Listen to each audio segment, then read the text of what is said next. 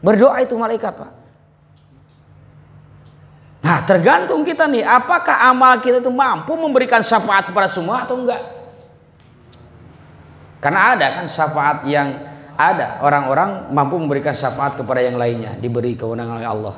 Yang sudah jelas, yang sudah saya temukan jelas hadisnya adalah 3 yang mampu memberikan syafaat, kata Rasulullah. 1 para nabi, 2 para ulama, yang ketiga anak-anak bayi yang meninggal ketika bayi, gitu. Nah, inilah mereka yang akan memberikan syafaat. Nah, jaminan kepada orang beriman dan keluarga yang beriman ada kalau memang keimanannya kuat dan keluarganya mengikuti. Malaikat berdoa supaya istrinya, turunannya dimasukkan ke surganya Allah. Kumaha lah mentenuturkan mau bisa ari kufur mah. Suaminya soleh banget gitu, istrinya sabalikna 360 derajat berbeda, enggak. Tidak. Setidak-tidaknya yang akan diikut sertakan itu adalah orang-orang yang mencintainya. Bahkan itu nggak akan mungkin jadi istri kalau nggak mencintai. Jawab lagi, nggak akan berbuat yang sebaliknya kalau dia mencintai. Karena sang pencinta itu akan mengikuti kebiasaan yang dicintai. Silakan saja. Kebiasaan yang kita cintai dan kita benar-benar mencintai dia, sedikit banyaknya kita akan meniru perilakunya. Nah, paling tidak itu. Karena kata Nabi, kun aliman. Jadilah engkau sebagai seorang pengajar, ahli ilmu. Muta'aliman, kalau nggak mampu jadilah pembelajar. Tidak mampu, jadi pembelajar itu harus mikir, Pak. Tidak hanya mendengar, tidak hanya memperhatikan, tapi mikir. Terus pembelajaran begitu, mendengar, pikirkan, gali lagi, ngaji lagi, pikirkan, gali, ngaji, gitu aja. Saya tidak mampu. Sami'an, jadilah pendengar setia. Waduh, mendengar juga tidak bisa karena waktu dan sebagainya. Muhibban, atau yang mencintai. Duh Kang, abi teh tiasa hadir mah, tapi ya lumayan we lah cenah aku wae mah gitu tah. Keun keur buka bersama aku abi gitu. Keun we keur kebutuhan masjidna aku abdi, karpetna, listrikna, BOP-na dan lain sebagainya. Nah, muhibban, pecinta. Wala takun khomisan, jangan menjadi yang kelima. Apa? Pembenci itu.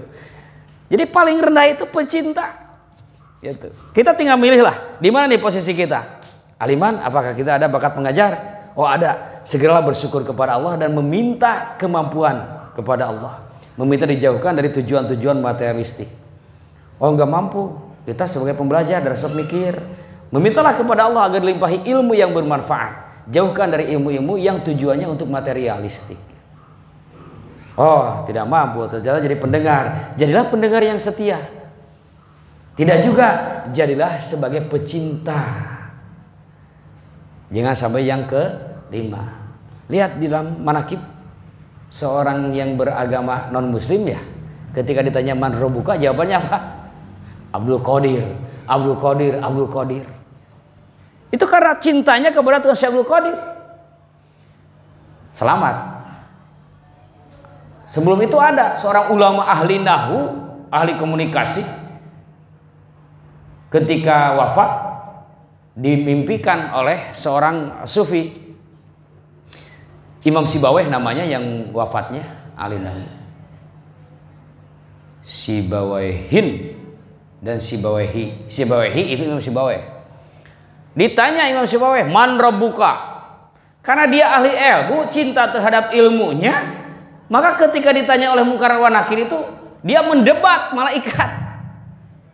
Maaf malaikat, itu man rabbuka, mannya istifham, mausul atau apa? Syarat. Jadi begini Pak, kalau man mausul, man rabbuka, barang siapa, begitu tah? Mannya itu kalau mausul.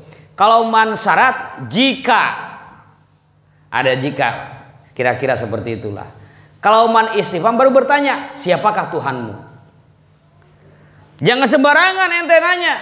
Itu man istifham, mausul atau syarat. Biar jelas nih ke sayanya.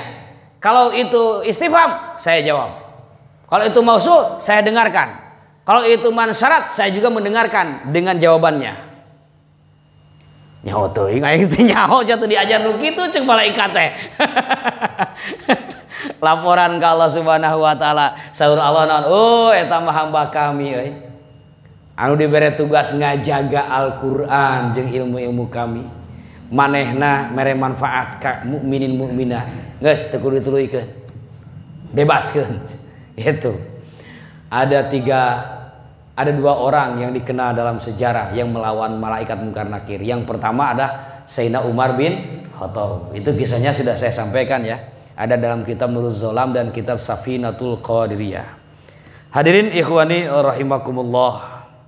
Nah, ini yang di bab pertama diakhiri oleh pengarsa Abah setelah menjelaskan bahwa dari pohon tauhid yang tumbuh subur menjadi benih tauhid yang tumbuh subur oleh karena terus disirami oleh amaliyah menjadilah pohon tauhid, kemudian memunculkan buah tauhid, yaitu tujuannya selalu mencari ridho Allah sebagaimana tawajuh kita ilahi anta maksudi, kemudian memunculkan amal-amal yang solih, maka kemudiannya dia akan menemukan apa yang disebut dengan hakikat insan, hakikat kemanusiaan yang disebut dengan tiflul ma'ani, ruhul qudsi.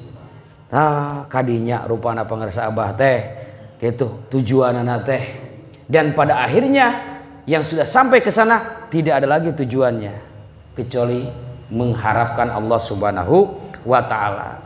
Nah, keterangan ini dikuatkan oleh ayat Quran, ilaihi yas'adul kalimut thayyib wal amalus sholih yarfa'u. Kalimah thayyibah langsung terbang menuju Allah. Ini majaz akli. Tidak mungkin kalimah itu bukan makhluk hidup.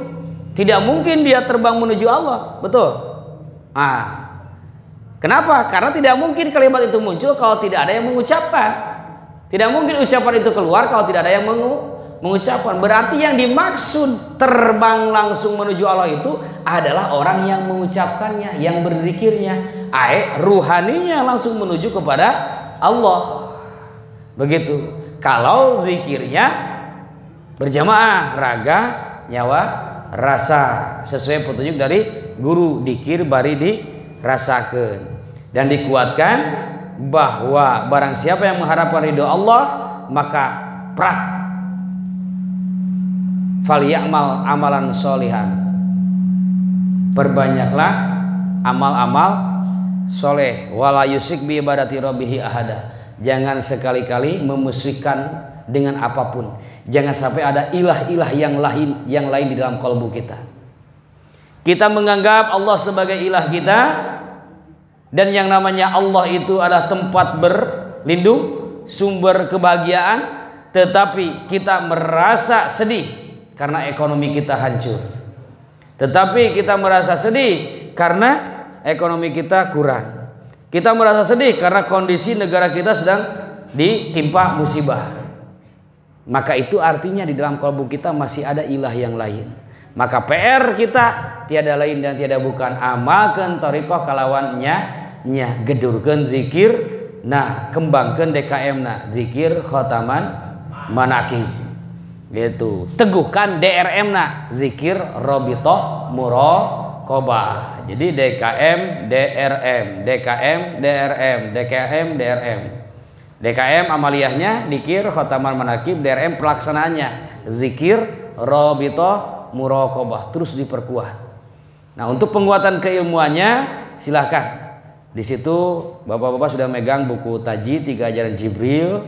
Insya Allah itu juga mewakili sebagian kecil penjelasan terhadap kitab Miftahus Sudur. Karena ayat-ayat yang dikedepankan juga pernah dibahas dalam pertemuan 2 bulan kebelakang tentang tilawah, tazkiyah, ta'lim, tauhid, tasawuf, fikih. Di jilid 2 ini pendalaman tentang tauhidnya, dibahas tentang akidah sam'iyat. Akidah sam'iyat itu tidak ada dalam rukun iman ya. tetapi disampaikan oleh Nabi yang harus diimani. Salah satunya ada kabinet iblis, di situ dibahas. Kabinet iblis itu struktur organisasi iblis, di mana iblis menggoda. Ada tangan kanan tangan kanannya, departemen yang bertanggung jawab tentang perzinahan global ada di situ. Departemen yang bertanggung jawab khusus tentang provokasi di setiap lini, di setiap kehidupan, di setiap permusyawaratan ada di situ. Dan sekaligus zikir-zikir atau isti'azah untuk supaya terhindar dari godaan-godaan tersebut. Itu disarikan dari kurang lebih 40 kitab, 20-nya adalah kitab tafsirnya. Diharapkan dari tulisan-tulisan itu secara umum para ikhwan, khususnya umumnya seluruh kaum muslimin dan juga seluruh manusia memahami struktur keilmuan Islam, yaitu fikih, tauhid, tasawuf, sehingga pada akhirnya tidak merasa bangga hanya karena sudah banyak ilmu fikih sementara tauhid dan tasawufnya belum, atau sudah merasa bangga atau merasa cukup dengan tauhid dan fikih padahal tasawufnya belum. Artinya tidak kafah. Dengan judul 3 ajaran Jibril itu harus ya sensual sajalah.